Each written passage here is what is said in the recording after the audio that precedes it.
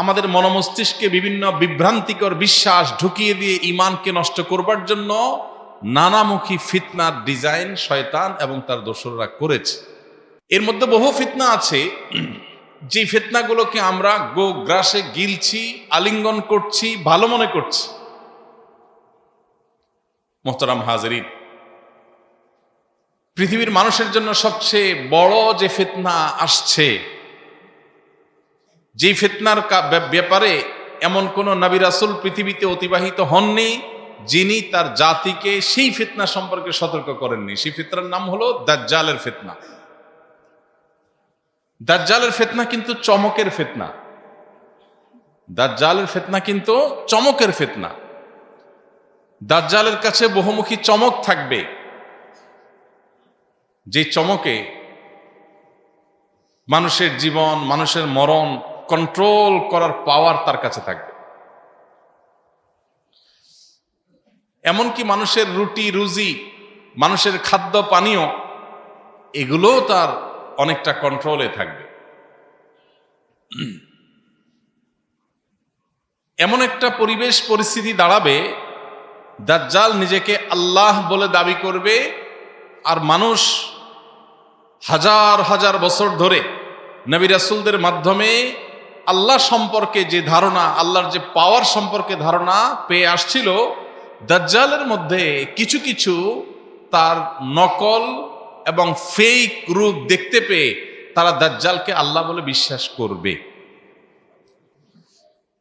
এবং এই ফিতনার সময় মেয়েরা, পুরুষদের অনেকে এমনভাবে ধেয়ে যাবে, বিভিন্ন বর্ণনার আলোকে সেই ভয়াবহতা বোঝাতে গিয়ে তাদেরকে, যারা ফিতনায় ধেয়ে যাবে, তাদেরকে আটকাবার জন্য বাসা বাড়িতে রশি দিয়ে বেঁধেও আটকানো যাবে না। ওই চমকের পিছনে এরকম পাগল পরা হয়ে পঙ্গপাল যেরকম আগুন জ্বালালে লাফিয়ে লাফিয়ে আগুনে পড়তে থাকে এবং নিজেকে শেষ করে দেয়, সে কেন শেষ করে? কারণ পঙ্গপাল জানে না, ওই পতঙ্গ, ওই পোকা জানে না যে লাল টুকটুকে যে মোমের মাথায় আগুন জ্বলছে এটা তার জীবন হরণকারী। সে দেখছে টুকটুকে লাল ফুলের মতো সুন্দর, দুলছে নাচছে, এই আগুনের অংশটা দেখতে ভয়ঙ্কর সুন্দর। সে লাফ দিয়ে আগুনে পড়ছে আর মুহূর্তের ভিতরে সে শেষ হয়ে যাচ্ছে। মুহতারাম হাজরিন, আজ গোটা পৃথিবীর যেদিকে আপনি তাকাবেন, যেই দিকে তাকাবেন, চতুর্দিকে আপনি দেখতে পাবেন ফিতনা আমাদের গোটা সমাজকে, আমাদের অস্তিত্বকে, আমাদের পরিবারকে, আমাদের পৃথিবীটাকে লেয়ারে লেয়ারে লেয়ারে ঢেকে ফেলেছে, ছেয়ে ফেলেছে। কখনো ফিতনা এডুকেশনের নামে আসে, এডুকেশনের নামে। কখনো ফিতনা ক্যারিয়ারের নামে আসে, কখনো ফিতনা ধর্মের লেবাসে আসে। এই ফিতনাগুলো থেকে বেঁচে থাকা এটা সহজ কোনো কাজ না। মানুষ শুধুমাত্র নিজের বিবেক, বুদ্ধি, নিজের মস্তিষ্ক, নিজের দিমাগ এবং নিজের ব্রেইনের উপর নির্ভর করে এইসব ফিতনা থেকে বেঁচে থাকা সম্ভব নয়। অনেক মেধাবীরা বরং এইসব ফিতনাতে পতিত হয়ে যাবে। নবী করিম সাল্লাল্লাহু আলাইহি ওয়াসাল্লাম বারবার সতর্ক করেছে। মুহতারাম হাজরিন, আজকের পৃথিবীটার দিকে তাকালে আমরা দেখব গোটা দুনিয়াটাই হলো চমকের দুনিয়া।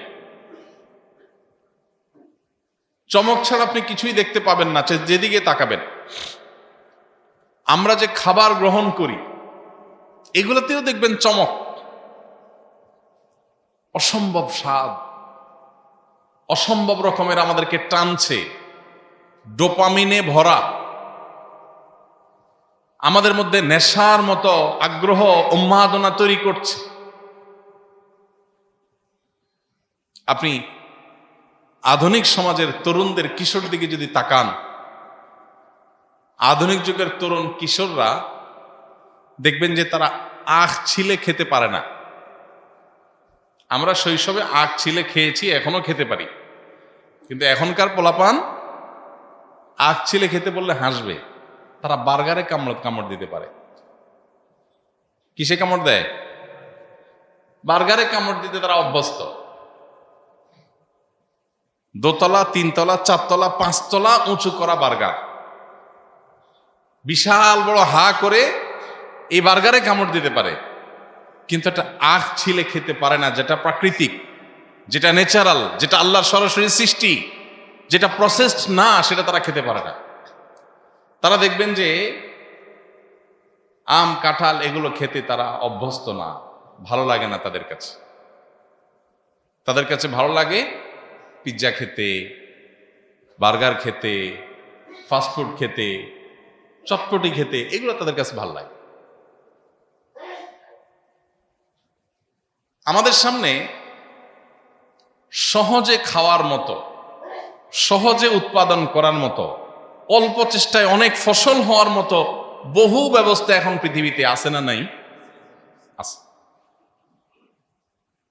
আমাদের এই সমস্ত ফুড পিরামিড, এই সমস্ত ফুড ব্যবস্থাপনা, এই ফুড সিস্টেম বা এই খাদ্যের যে আয়োজন গোটা পৃথিবীতে আধুনিক দুনিয়াতে হয়েছে, এগুলো বাই ডিফল্ট আমাদের নানা দিক থেকে ধ্বংস ডেকে আনছে। আমরা জেনে বুঝে সেগুলোকে গোগ্রাসে আমরা গিলছি। এক প্রকারের ফিতনা। Hybrid, GMO, genetically modified, genetical engineering করা, মানে যে ফল টক হওয়ার কথা ওইটা মিষ্টি হচ্ছে, টক হওয়ার কোনো আলামত নাই। বাই নেচার তার ভিতরে একটু পোকা থাকার কথা, পোকার কোনো নামগন্ধ নাই। কেমিক্যাল দিতে দিতে দিতে এমন ভাবে আল্লাহর সিস্টেমকে ডিস্ট্রয় করে ফেলা হয়েছে যে আমাদের কাছে বরং ওই আল্লাহর ন্যাচারাল সিস্টেমটাই এখন মনে হয় নাউজুবিল্লাহ ত্রুটিপূর্ণ। আমাদের কাছে মনে হয় যে আর্টিফিশিয়াল এই যে ফুড সিস্টেম, এটাই বোধহয় আমাদের জন্য উপযোগী, এটাই বোধহয় আমাদের জন্য কল্যাণকর। এই যে একটা ফিতনা, আমি যেটাকে মনে করছি ভালো, সেটা আসলে আমার ধ্বংস ডেকে আনছে। ঘরে ঘরে ক্যান্সারের রোগী, ঘরে ঘরে কিডনির রোগী, ঘরে ঘরে হার্টের রোগী। মানুষ অসুস্থ, মানুষ স্বাভাবিক না, স্থূলতা বাড়ছে, নানান দুরারোগ্য ব্যাধি বাড়ছে। একদিক থেকে আমাদেরকে খাওয়াচ্ছে, আরেক দিক থেকে আমাদের কাছ থেকে ট্রিটমেন্টের নামে পয়সাগুলো নিয়ে যাচ্ছে। আমাদেরকে তাদের তৈরি করা সিস্টেমের মধ্যে ঢুকিয়ে সারা জীবন গাধার মতো অক্লান্ত পরিশ্রম করে যা উপার্জন করি, ওইটা দিয়ে ব্যাগ ভর্তি খাবারের নামে বিষ বাসায় নিয়ে যাই, খেয়ে বিষাক্ত হই। এরপর উপার্জনের একটা অংশ দিয়ে বিষ কিনলাম, সেটাও তাদের পকেটে গেল, কারণ এগুলো তারাই ডেভেলপ করছে। আর বাকি যে টাকা আছে আমার উপার্জনের, সেটা দিয়ে বাকি জীবন বুড়ো কালটা ওষুধ বড়ি কিনতে কিনতে, সেটাও বিষ কিনে তাদেরকে টাকা দিয়ে আমি মূলত দাসত্ব করলাম সারা জীবন। খাইলাম সেটার টাকাও তারা পাইলো, আর চিকিৎসা করলাম সেটার টাকাও তারা পাই। একটা সিস্টেম ডেভেলপ করেছে গোটা বিশ্বব্যাপী।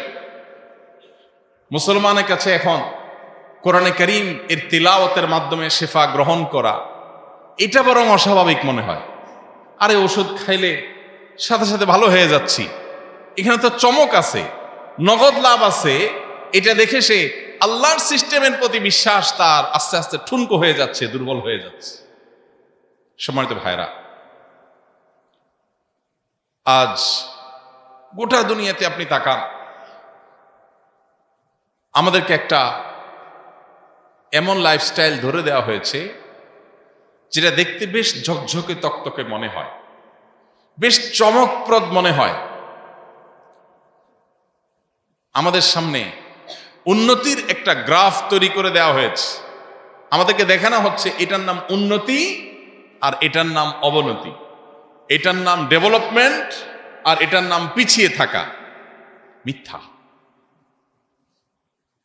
আল্লাহর শপথ করে বলছি, আজকের পৃথিবী উন্নতি অগ্রগতির যে ডেফিনেশন দাঁড় করিয়েছে, এটা ফেক, এটা মিথ্যা। এই জন্য দেখা যায় তথাকথিত উন্নত মানুষগুলো সবচেয়ে বেশি ডিপ্রেসড, সবচেয়ে বেশি মানসিকভাবে অসুস্থতার মধ্যে থাকে। আর তথাকথিত পিছিয়ে থাকা মানুষদের বেশিরভাগই দেখা যায় তাদের জন্য ডিপ্রেশন বলতে কিছু নাই। ডিপ্রেশন কাকে বলে তারা জানেই না। মোহতারাম হাজরিন, একজন ইমানদার কিয়ামত পর্যন্ত আগত প্রত্যেক ইমানদারকে আল্লাহ রাব্বুল আলামিন সতর্ক করেছেন, চমকের পেছনে দৌড়াবে না। এই যে ক্যারিয়ার, গোটা দুনিয়া আপনি তাকান, ক্যারিয়ার পাগল আজকের পৃথিবীর সব মানুষ অলমোস্ট।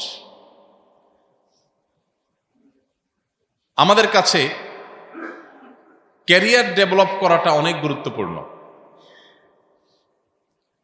আমরা কতটা কে কত বেশি ক্যারিয়ারিস্টিক হতে পারি, এর জন্য আমাদের অনেক কম্পিটিশন চলে। আপনি দেখবেন সততার কোনো কম্পিটিশন নেই। আমি প্রায় সময় বলি, সেই বাবা মা এখন আপনি আর খুঁজে পাবেন না যেই বাবা মা সন্তানকে বলে বা বলবে যে তুমি ভালো মানুষ হও, নেক হও, মুত্তাকি হও। এই কথা বলা মানুষ খুব বেশি পাবেন না। বাবা মারও লক্ষ্য হলো, বাবা তুমি কি হও? টাকা পয়সা কামাই করো, ভালো শিক্ষা দীক্ষা অর্জন করো, ভালো সার্টিফিকেট অর্জন করো, ভালো জায়গায় জব করো, ভালো ক্যারিয়ার গড়ো, যাতে আমি গাল পেটাতে পারি আমার ছেলেটা অমুক, আমার ছেলেটা তমুক, আমার ছেলেটা ওই চেয়ারে বসছে, আমার ছেলেটা ওই দেশে গেছে। এতে আমার ভেতর দিয়ে জ্বলে পড়ে ছাই হয়ে যাক, কিছু আসে যায় না। উপর দিয়ে মানুষ জানতে হবে যে আমি অনেক ভাবসাবে আছি। ফিতনা। মোহতারাম হাজরিন, কোন লাইফে আমার দুনিয়া এবং আখিরাতের জীবন সুন্দর হবে, সত্যিকারের সুন্দর হবে, সত্যিকারের উন্নত হবে, সে সম্পর্কে কোরআন এবং হাদিস পরিষ্কার গাইডলাইন দিয়ে গেছে। কিন্তু আপনি দেখবেন সেই পথে মানুষ হাঁটে না, সেই পথে মানুষ হাঁটে না। সেই প্যারেন্টস পাওয়া যায় না যে প্যারেন্টস বাচ্চাকে বলে, বাবা সৎ হও, নীতিমান হও, আদর্শবান হও, আল্লাহ ভীরু হও, ইমানদার হও, মুত্তাকি হও, মুত্তাকিদের লিডার হও। এর পাশাপাশি তোমার যদি ব্যবসা, চাকরি, ক্যারিয়ার এগুলো যদি ভালো হয় আলহামদুলিল্লাহ, ভালো না হলে দুঃখ নেই। এই অভিভাবক পাওয়া যায় আজকাল? পাওয়া যায়। আমরা যেরকম আমাদের সন্তানদের ক্যারিয়ারিস্টিক বানানোতে পাগল হয়ে গেছি, সন্তানরাও কিন্তু তার পরিণতি আমাদেরকে কড়ায় গন্ডায় বুঝিয়ে দিচ্ছে। আপনি এমন ফ্যামিলি খুব কম পাবেন এখন, যেই ফ্যামিলি বাবা মা বাচ্চাদের ব্যাপারে খুব হ্যাপি, খুব কম পাবেন। প্রত্যেকটা মানুষের অভিযোগ, আমি আমার সন্তানকে যেভাবে চাচ্ছিলাম সে সেরকম না। এরা এমন কেন? জেনারেশনটা এমন হয়ে যাচ্ছে কেন? এরা এত ক্রেজি কেন? এরা এত অসহনশীল কেন? এদের মধ্যে আনুগত্য নেই কেন? আমরা তো এমন ছিলাম না। এই বয়সটা তো আমরাও পার করে আসছি। আমরা তো এত ক্রেজি ছিলাম না। আমার বাবা আমাকে এতগুলো জামা দিতে পারেননি, আমার বাবা আমাকে এত খাবার দিতে পারেননি যত খাবার আমি আমার সন্তানকে দিতে পারছি। আমার বাবা আমাকে এত ভালো রাখতে পারেন নাই, আমি আমার সন্তানকে যত ভালো রাখতে পারছি। এরপরও আমি আমার বাবার যত অনুগত ছিলাম, আমার সন্তান তার ধারে কাছেও আমার অনুগত নয়। প্রত্যেকটা ফ্যামিলি সাফার করছে অলমোস্ট, ইল্লা মান রাহিমা রাব্বি, হাতে গোনা কেউ বাদ থাকতে পারে। বাহ্যিক দৃষ্টিকোণ থেকে মনে হয় অনেক সুখে আছে, আসলে দুঃখের সমুদ্রে হাবুডুবু খাচ্ছে।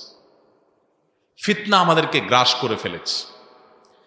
আমাদের প্যারেন্টিং কোরআন এবং হাদিসের ছাঁচ অনুযায়ী হচ্ছে না। পশ্চিমাদের দেখিয়ে দেওয়া প্যারেন্টিং এর ওই পাইপলাইনে আমরা ঢুকে গেছি। ওরা আমাদেরকে শেখাচ্ছে এটা সভ্যতা, এটা ভদ্রতা, এটা ভালো।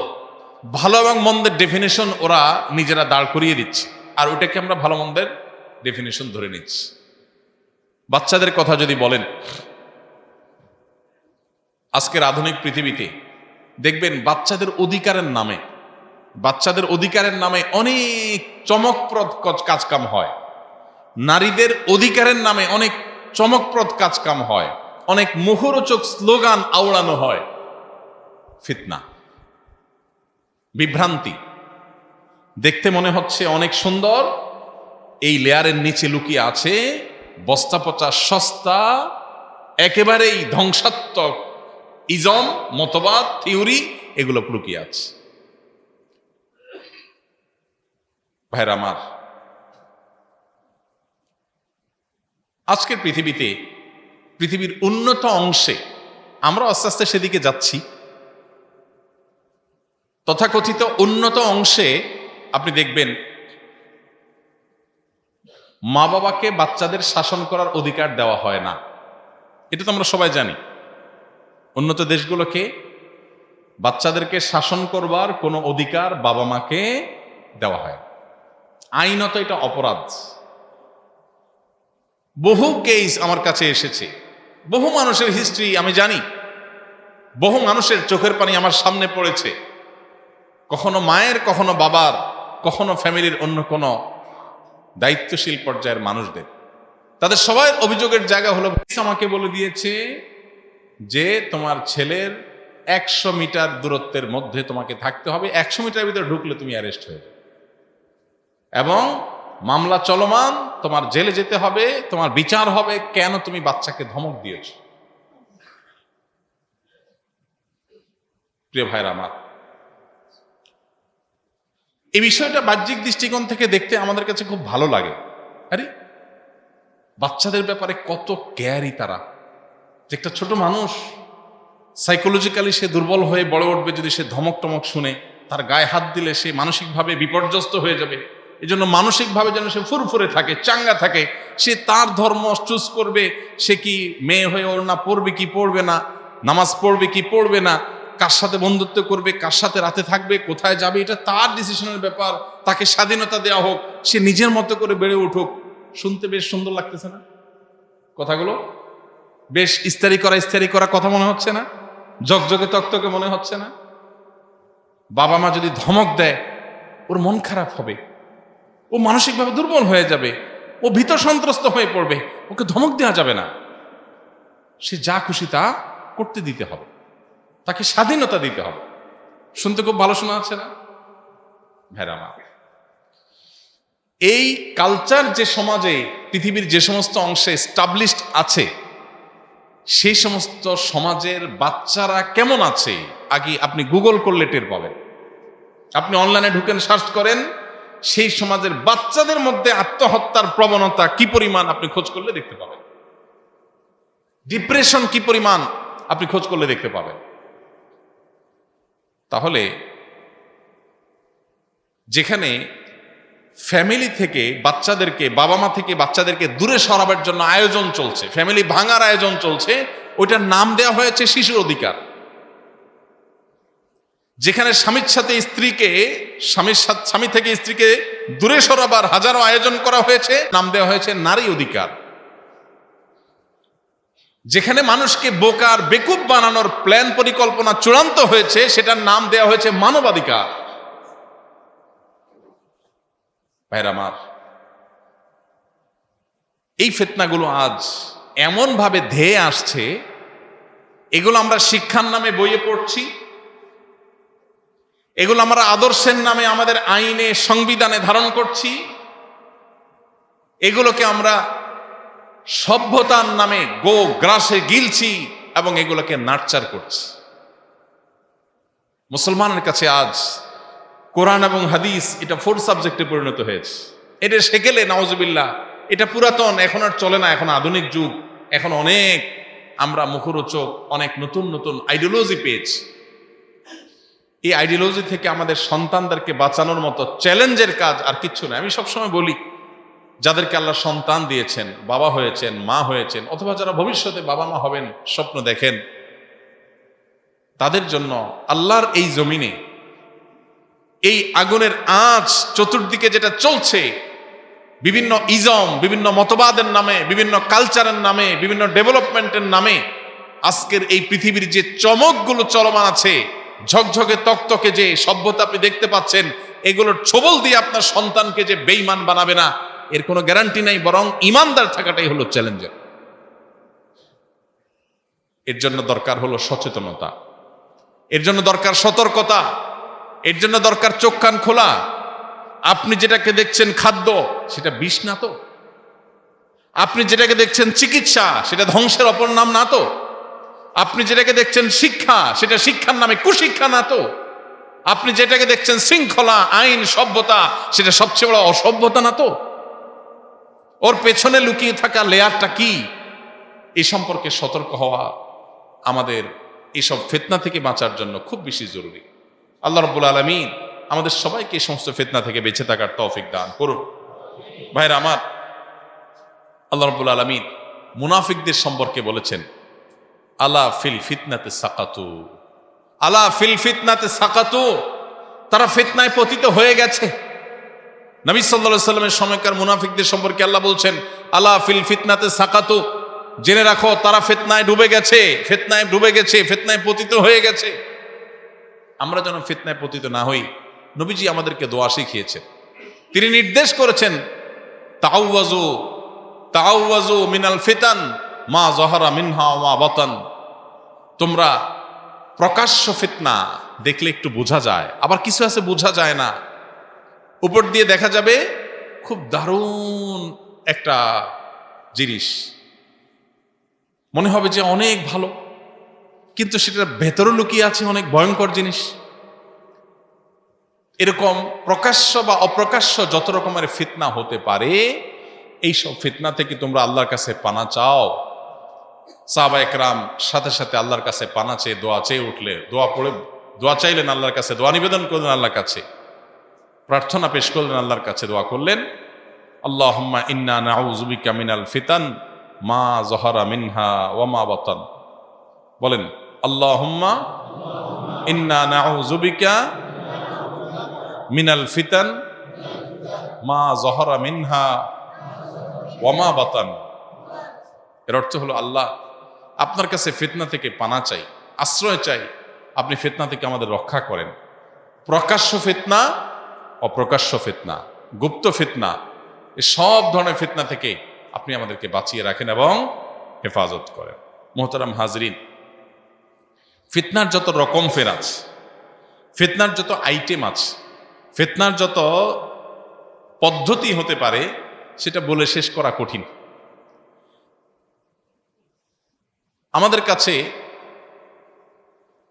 হালাল হারাম এবং উপার্জন সংক্রান্ত ফিতনাও অগণিত আমাদের সামনে আছে। আপনি যেটাকে মনে করছেন হালাল, সেটা আসলে হালাল না। নবী করিম সাল্লাল্লাহু আলাইহি সাল্লাম বলেছেন, কিয়ামতের আগে এমন একটা সময় আসবে, মানুষ মাদককে হারাম মনে করবে, সুদকে হারাম মনে করবে, কিন্তু সে সেটাতে লিপ্ত হবে। কেন? কারণ সেটাকে হারাম মনে করবে, এটা হালাল। হারামটাকে মনে করবে কি হালাল। এটা এমনভাবে তার সামনে পরিবেশিত হবে, সে এটাকে হারাম মনে করবে না। ফিতনা, এই যে বিভ্রান্তি, এটা অনেকটা চোরাবালির মতো, মরিচিকার মতো। আপনি পাও দিয়েছেন, মনে করেছেন আপনাকে স্থির রাখবে, কিন্তু না, তার পেছনে লুকিয়ে আছে গর্ত, সেটা আপনাকে ডুবিয়ে দিচ্ছে। ঠিক একইভাবে আমাদের হালাল হারাম কেন্দ্রিক যে ফিতনা, সেই ফিতনা চতুর্দিকটাতে ছেয়ে গেছে। এই জন্য প্রয়োজন কি? নবী করিম সাল্লাল্লাহু আলাইহি সাল্লাম বলেছেন, আল হালালু বাইয়িন ওয়াল হারামু বাইয়িন ওয়া বাইনাহুমা উমুরুন মুশতাবিহাত। হালাল স্পষ্ট, হারামও স্পষ্ট, আর এই হালাল এবং হারামের মধ্যবর্তী বেশ কিছু বিষয় আছে, যে বিষয়গুলো ধোঁয়াশাপূর্ণ, সংশয়পূর্ণ, সন্দেহপূর্ণ। এগুলোর মধ্যে অনেকে মনে করে, না ঠিক আছে, হারাম তো কিছু দেখি না, চলে তো।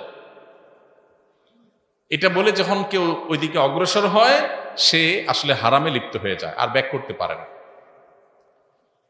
আমরা যেটাকে খেলাধুলা মনে করছি, বিনোদন, জাস্ট বিনোদন, টাইম পাস, একটু আনন্দ, একটু বিনোদন, এটা যেগুলোকে মনে করছি, সেই বিষয়গুলো আসলে এক একটা মরণ ফাঁদের মতো, এক একটা ওই চোরাবালির মতো। এগুলো আমাদেরকে ধ্বংস করবার জন্য সাজানো হয়েছে। এজন্য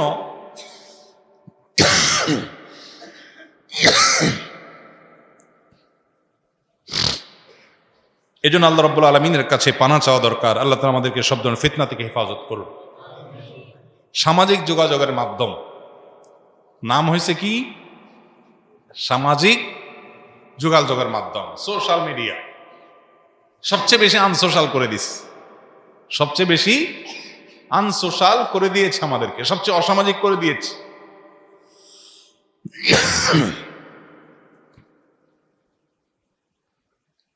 ফিতনা, যেটাকে মনে করছি যে আমি এর মাধ্যমে অনেক বেশি কানেক্টেড থাকব, মানুষের সাথে সংযুক্ত থাকব, সেটা আসলে আমাকে কি করছে? সবচেয়ে বেশি দূরে সরিয়ে দিচ্ছে।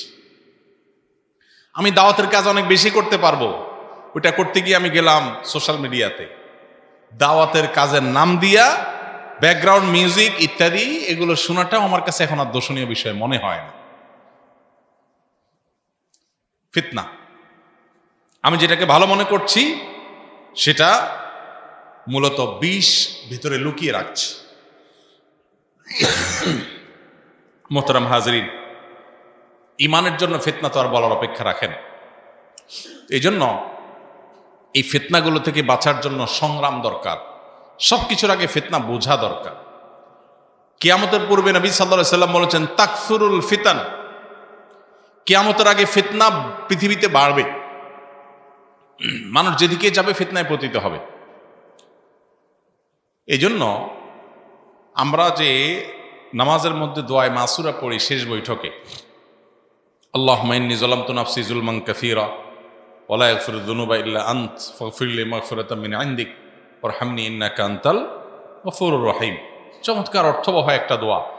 নামাজের অন্তত শেষ এই দোয়াটা যদি আপনি অর্থ বুঝে একটু আল্লাহর কাছে নিবেদন করেন, আপনার মনোযোগ, আপনার আবেগ এগুলো অটোমেটিক আল্লাহর প্রতি আসবে। যদি আপনি একটু অর্থের দিকে খেয়াল করে একটু মনোযোগের সাথে যদি এই দোয়াগুলো পড়েন।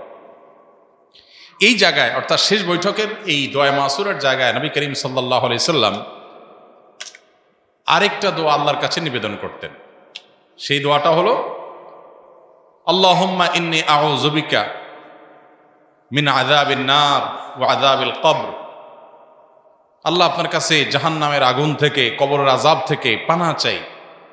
ওয়া আউযু বিকা মিন ফিতনাতিল মাহইয়া ওয়াল মামাত। আর আল্লাহ, পানাহ চাই আপনার কাছে বেঁচে থাকার ফিতনা থেকে। বেঁচে থেকে যত রকমের ফিতনা আসছে আমি মনে করছি ভালো, সেটা আসলে খারাপ। আমি বিভ্রান্ত হয়ে যাচ্ছি এবং ভুল পথে চলে যাচ্ছি। জীবনের যত ফিতনা আছে এগুলো থেকে আল্লাহ আপনার কাছে পানাহ চাই। দেখেন নবীজির দোয়া, 1450 বছর আগে এত ফিতনা পৃথিবীতে ছিল না, তখন তিনি এই দোয়া করে গেছেন এবং আমাদের শিখিয়ে গেছেন, আল্লাহুম্মা ইন্নী আউযু বিকা ওয়া আউযু বিকা মিন ফিতনাতিল মাহইয়া ওয়াল মামাত। জীবনের ফিতনা, মরণের ফিতনা, এগুলো থেকে আপনার কাছে পানাহ চাই। এবং সর্বশেষ হলো, ওয়া আউযু বিকা মিন ফিতনাতিল মাসীহিদ দাজ্জাল। আল্লাহ, দাজ্জালের ফিতনা থেকে আমরা পানাহ চাই। দাজ্জালের ফিতনা তো আমরা বুঝলাম কিছুটা, যে চমক থাকবে। কি থাকবে? চমক থাকবে, আর থাকবে পাওয়ার। এক থাকবে চমক, আরেক থাকবে কি? পাওয়ার। এখন আপনি দেখেন, মানুষ মহাশূন্যে চলে যাচ্ছে, বিশাল চমকপ্রদ ব্যাপার, ঠিক না? মানুষ চাঁদে চলে যাচ্ছে, মানুষ রোবট আবিষ্কার করছে, মানুষ এমন অনেক কিছু করছে যেটা খুবই চমকপ্রদ ব্যাপার, ভালো। কিন্তু এই বিষয়গুলো আমাদের আল্লাহর প্রতি ঈমানকে দুর্বল করে যদি দেয়, তাহলে বুঝতে হবে এগুলো আরেকটা ফিতনা, এগুলো আরেকটা ফিতনা। কিয়ামত যত নিকটবর্তী হবে, ওই যে নবীজি সাল্লাল্লাহু আলাইহি সাল্লাম বলেছেন, জ্বলন্ত কয়লা হাতের মুঠোয় রাখা যতটা কঠিন হবে, শুধু ঈমান, মুসলিম আইডেন্টিটি ধরে রাখা তার চেয়ে কঠিন হবে। আপনি যখন এসব বিষয়ে অ্যাওয়্যার করবেন, মানুষকে সতর্ক করবেন, আপনাকে বলা হবে এই লোক সেকেলে, এই লোক পাগল, এই লোক পশ্চাৎপদ, এই লোক অবিজ্ঞান মনস্ক, ইত্যাদি ইত্যাদি ইত্যাদি ইত্যাদি। ফিতনা ভাইরা আমার, দাজ্জালের যে ফিতনা চমক নিয়ে আসবে, ওইটা তো কোন লেভেলে হবে দেখেন। হাদিসে আসছে, সে মৃত মানুষকে বলবে উঠো, জীবিত হয়ে যাবে। জীবিত একজন মানুষকে কোনো ছুরি মারা হবে না, অস্ত্র মারা হবে না, কিচ্ছু করা হবে না, বলবে মরো, সে মরে যাবে। পাওয়ার। তার এক হাতে সব খাদ্য, আর এক হাতে পানীয়, চমক, সবকিছু থাকবে। মানুষ দলে দলে ছুটবে, পাগল পরা হয়ে যাবে। কিছুটা নমুনা এখন দেখতে পান আপনি। একটু পায়ে একটা বলকে শুধু এদিক সেদিক করার যে ম্যাজিক, দুইটা পাও দিয়া, এই ম্যাজিকে হাজার হাজার লক্ষ লক্ষ মিলিয়ন মিলিয়ন যুবক তরুণকে পাগল করে দিচ্ছে কি দিচ্ছে না? সামান্য একটু চমক, সে পাগল হয়ে যাচ্ছে। বিভিন্ন রকমের ব্যান্ড দল দেশে বিদেশে বিভিন্ন দেশে বের হয়েছে। তাদের গলার কণ্ঠের চমকপ্রদ জাদুময় গান তরুণদের পাগল করে দিচ্ছে। পশ্চিমাদের সরবরাহ করা বিভিন্ন রকমের বিনোদনমূলক আইটেম, কালচার, এগুলো আমাদের তরুণদেরকে পাগল করে দিচ্ছে কি দিচ্ছে না? চমক, ফিতনা। এই ফিতনাগুলো থেকে বাঁচা সহজ কাজ না। মোহতারাম হাজরিন, সমকালীন ফিতনাগুলো সম্পর্কে সচেতন হওয়া। কিভাবে খাদ্য ফিতনা হয়ে আসছে আমার বাসায়, কিভাবে ট্রিটমেন্ট ফিতনা হয়ে ঢুকছে আমার ভেতরে, কিভাবে বিনোদনের নামে, জাস্ট খেলাধুলার নামে, টাইম পাসের নামে আমি ফিতনায় ডুবে যাচ্ছি, আমার ইমান শেষ হয়ে যাচ্ছে, আমার আইডেন্টিটি শেষ হয়ে যাচ্ছে, আমার ভেতরটা শুকিয়ে যাচ্ছে। এই বিষয়গুলো সম্পর্কে আমাদের সতর্ক হওয়া দরকার। মুখরোচক অনেক বুলির মাধ্যমে কিভাবে বিষ আমাদের সমাজে প্রবেশ করিয়ে দেওয়া হচ্ছে। গোটা পৃথিবীতে আপনি দেখবেন এখন খুব অ্যাগ্রেসিভলি পুশ করা হচ্ছে সমকামিতাকে। অ্যাগ্রেসিভলি, এত অ্যাগ্রেসিভলি পুশ করা হচ্ছে, মনে হচ্ছে মানুষের বেঁচে থাকার চাইতেও বড় অধিকার বিষয় এটা।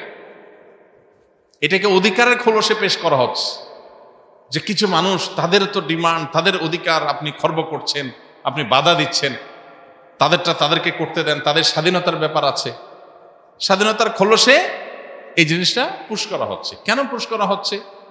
এর পেছনে প্ল্যান কি, পরিকল্পনা কি, কোন জায়গাটাকে ডিস্ট্রয় করতে চায় তারা, সেটা বেশিরভাগ মানুষ আমরা বুঝি না, বোঝার কথা না।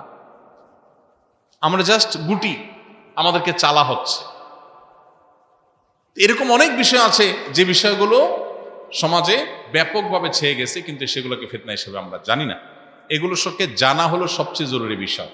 এই জন্য ফিতনা সম্পর্কে আমরা আজকে হয়তো মৌলিক কিছু কথা বলার চেষ্টা করলাম, কিন্তু ফিতনাকে ধরে ধরে আরো ডিটেইল আলোচনায় আমরা যদি আলোচনা করতে পারি, ইনশাআল্লাহ এটা পরিষ্কার হবে। তো ফিতনা সম্পর্কে, আধুনিক কালের ফিতনাগুলো সম্পর্কে নানাবিধ লেকচার, বই পুস্তক আছে, সেগুলো আমাদের পড়তে হবে, কিনতে হবে এবং সেগুলোকে বোঝার চেষ্টা করতে হবে। এক নাম্বার 2, আল্লাহ তাআলা কোরআনে কারিমে বলেছেন পরিষ্কারভাবে, যদি তোমরা তাকওয়া অবলম্বন করো, ইয়া আইয়ুহাল্লাযীনা আমানু ইন তাত্তাকুল্লাহ, হে ঈমানদাররা, যদি তোমরা তাকওয়া অবলম্বন করো, হালাল হারামের ব্যাপারে নো স্যাক্রিফাইসের জায়গায় চলে যাও, যে এটা আমাকে আল্লাহ এলাও করেন, আমি করব না, আমার বুঝে আসুক বা না আসুক। তুমি যদি এই লেভেলে আল্লাহর আনুগত্যের মধ্যে থাকতে পারো, তাহলে ইয়াজআল লাকুম ফুরকানা, আল্লাহ তোমাকে পৃথিবী থেকে মৃত্যু পর্যন্ত আখিরাতের দিকে তোমার যে যাত্রা, এই যাত্রা পথে আল্লাহ তাআলা সত্য এবং অসত্য, হক এবং বাতিল, ভালো এবং মন্দ, এটার মধ্যে পার্থক্য নির্দেশক দেয়াল নির্মাণ করে দিবেন। আল্লাহ তোমাকে ফুরকান দিয়ে দিবেন, যে ফুরকান তোমাকে পার্থক্য করে দিবে কোনটা হক কোনটা বাতিল। তুমি ফিতনায় পতিত হবা না যদি তুমি তাকওয়া অবলম্বন করে চলো। অন্য হাদিসে নবী সাল্লাল্লাহু আলাইহি সাল্লাম কিয়ামতের আগে ফিতনা সংকুল সময়ে বলেছেন ইবাদতকে আঁকড়ে ধরার জন্য।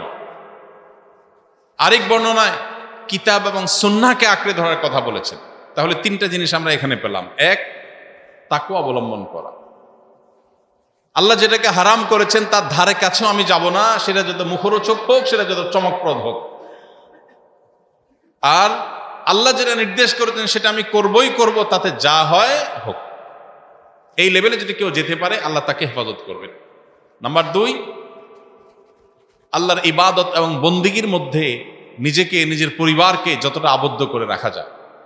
আমার কেরিয়ার, আমার সামাজিক অবস্থান, আমার ভাবসাব, আমার ব্যবসা বাণিজ্য, এই সব কিছু আমার দরকার আছে, কিন্তু ইবাদতের চাইতে বেশি না, আমার তাকওয়ার চাইতে বেশি না।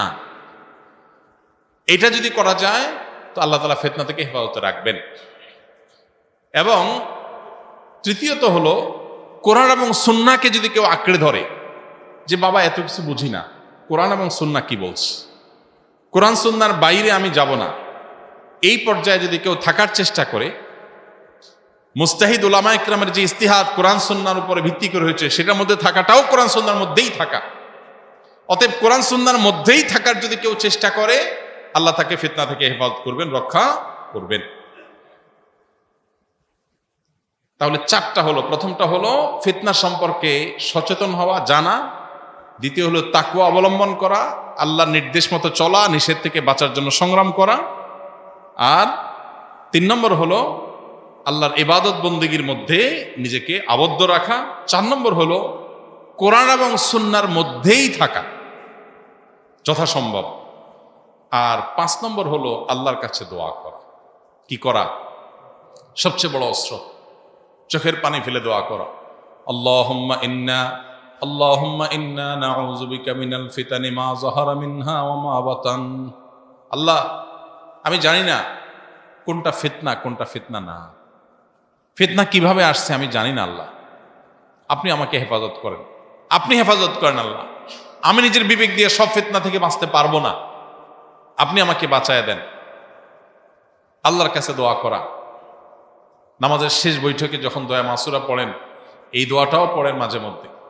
আল্লাহুম্মা ইন্নী আউযু বিকা মিন আযাবিন নারি ওয়া আযাবিল কবর ওয়া আউযু বিকা মিন ফিতনাতিল মাহইয়া ওয়াল মামাত ওয়া আউযু বিকা মিন শাররি ফিতনাতিল মাসীহিদ দাজ্জাল। আল্লাহ, আপনার কাছে পানা চাই জীবনের, মরণের এবং দাজ্জালের ফিতনা থেকে। নামাজের অংশ করে দিয়েছেন নবী সাল্লাল্লাহু আলাইহি ওয়াসাল্লাম, নামাজের শেষ বৈঠকে করেছেন। কত গুরুত্বপূর্ণ হলে এইভাবে তিনি আল্লাহর কাছে দোয়া করেছেন। এই জন্য ভাই, এই দোয়া আমরা করব, আল্লাহর কাছে সাধারণভাবে দোয়া করব যে আল্লাহ, আপনি আমাদেরকে ফিতনা থেকে বাঁচিয়ে রাখেন। আমাদের মা বোনদের জন্য বহু ফিতনা আছে, মা বোনরা বোঝেন না, অনেক মা বোনরা বোঝেন না। মুখরোচক অনেক স্লোগান দেখে তারা প্রতারিত হন। অনেক দিনদার নামাজি কালামী মা বোন পশ্চিমাদের মিথ্যা কথায় তারা বিশ্বাস করে ফেলে। তারা মনে করেন যে আমার তথাকথিত স্বাধীনতা, মত প্রকাশ, ব্যক্তি স্বাধীনতা, ইসলাম তো মানুষকে, প্রত্যেকটা মানুষকে স্বাধীন, এমন লেভেলের স্বাধীনতা ইসলাম দিয়েছে,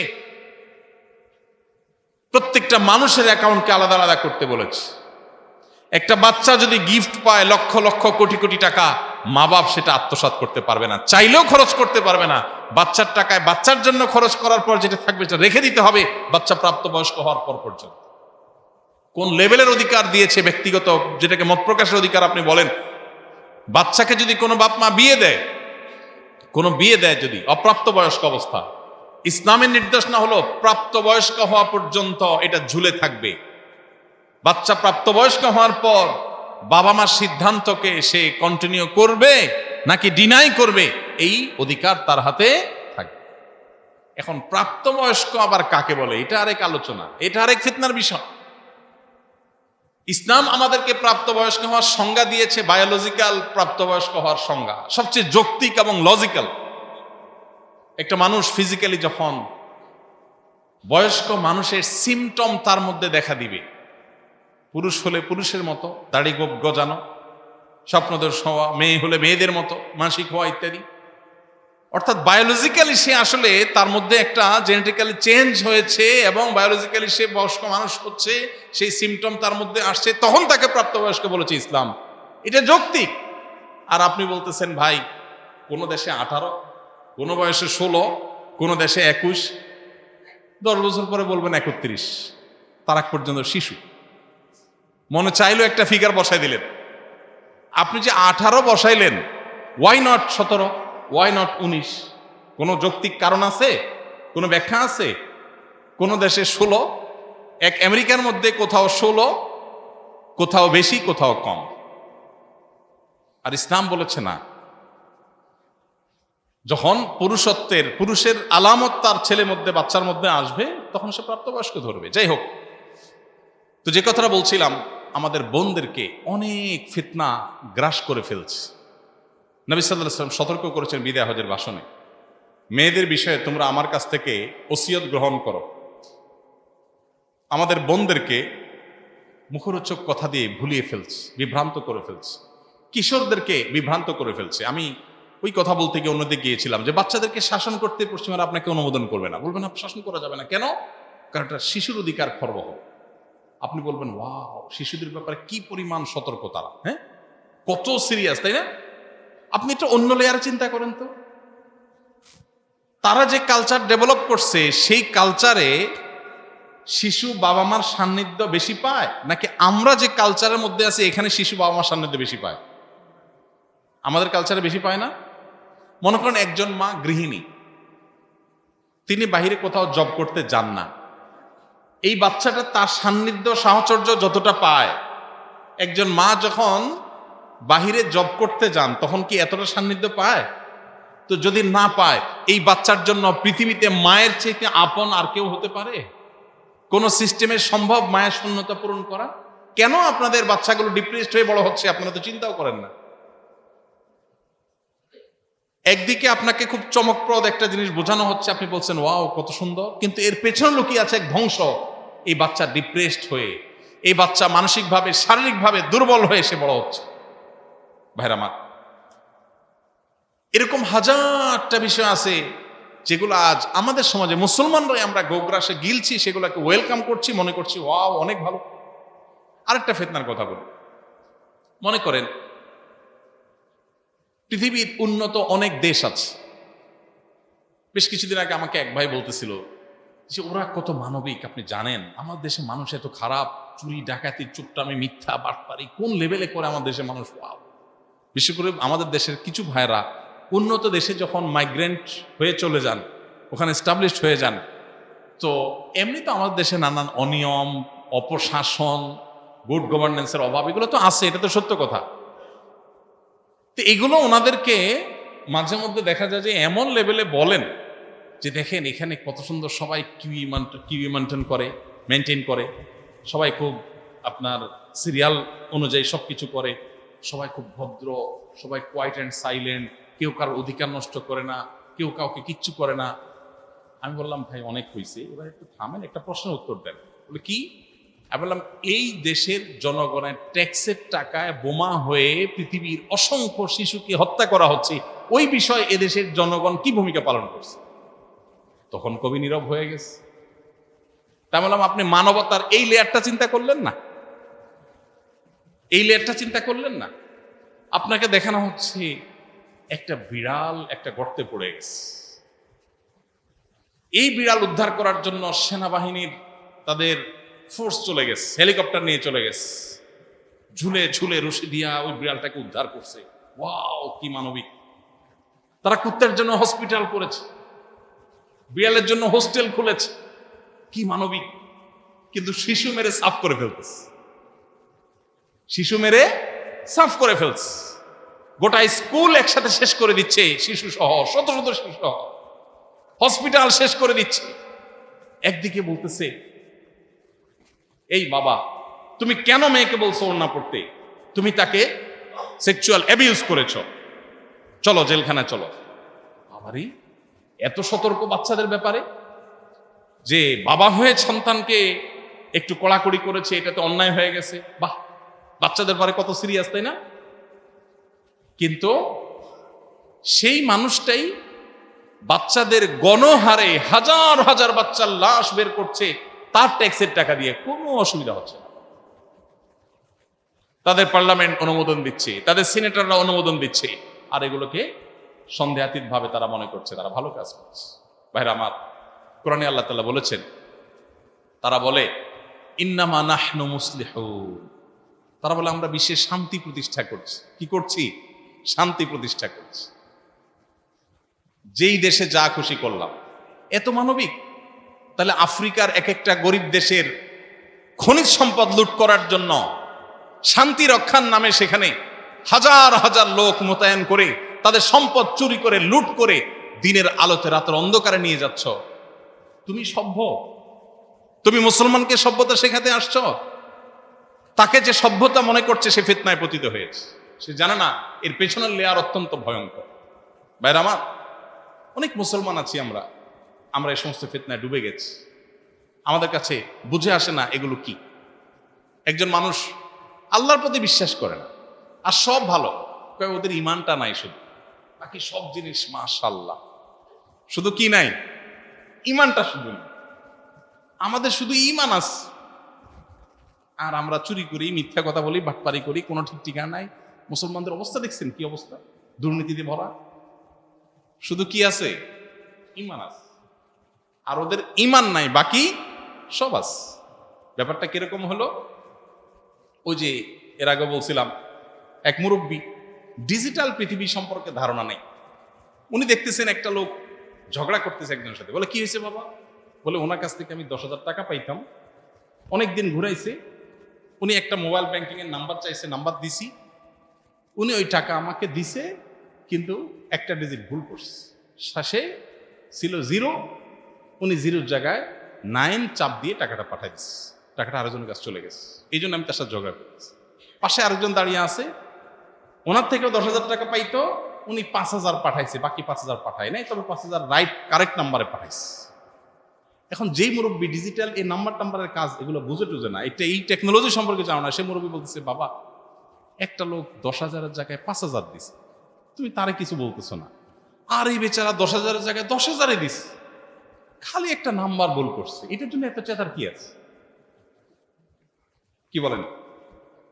শুধু একটা নাম্বার ভুল করছে, 11টা নাম্বারের 10টাই ঠিক করছে, আবার 10,000 টাকাও ঠিক আছে, একটা নাম্বার ভুল হয়েছে, এটার জন্য এত অস্থির হওয়ার কি আছে? সে বুঝবে না যে একটা নাম্বারে ভুলই সব কিছুকে বরবাদ করে দেবে। কিয়ামতের ময়দানে যে তার রবকে অস্বীকার করে, যার ভিতরে ঈমান নাই, তার সব ভালো কাজগুলো বরবাদ, 2 পয়সার কোনো ভ্যালু হবে না। আর যার আল্লাহর প্রতি ঈমান আছে, তার অনেক খারাপ জিনিস থাকলেও ওই ঈমানের কারণে সে অল্প হলেও পাবে, ওই যে 5,000 হলেও পাবে।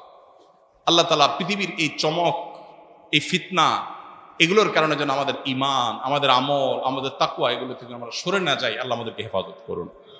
আমাদের জেনারেশন, আমাদের সন্তান সন্ততি, আমাদের বাচ্চা কাচ্চাগুলো, আমাদের ফ্যামিলি, আমাদের বোনদেরকে আল্লাহ তাআলা গোটা পৃথিবীর শয়তান এবং শয়তানের দোসরদের ফিতনার বিছানো জাল থেকে আল্লাহ তাদেরকে হেফাজত করুন। ফিতনা সম্পর্কে সচেতন হওয়া এবং আল্লাহর কাছে চোখের পানি ফেলে ফেলে, আল্লাহ এই ফিতনার জাল থেকে বেঁচে থাকার জন্য বুদ্ধি বিবেক নিজের যথেষ্ট না, আল্লাহ আপনার রহমত অনুগ্রহ ছাড়া কেউ বাঁচতে পারবে না। এই জন্য আল্লাহর কাছে বেশি বেশি করে দোয়া করব, আল্লাহ আমাদের সবাইকে সমস্ত ফিতনা থেকে হেফাজত করুন। আমাদের সন্তানদেরকে আল্লাহ তাআলা বাঁচাবার তৌফিক দান করুন, এবং কিয়ামত পর্যন্ত আগত ঈমানদার নারী পুরুষ যারা আছেন, আল্লাহ তাআলা তাদের সবাইকে পৃথিবীর এই সমস্ত ধোঁয়াশাচ্ছন্ন বিষয়গুলোতে তাদেরকে ঈমানের পথে, আমলের পথে, তাকওয়ার পথে, ইবাদতের পথে, কোরআন এবং সুন্নাহর পথে চলার তৌফিক দান করুন। জাযাকুমুল্লাহু খাইরা ওয়া আখিরু দাওয়ানা আলহামদুলিল্লাহি রাব্বিল আলামিন।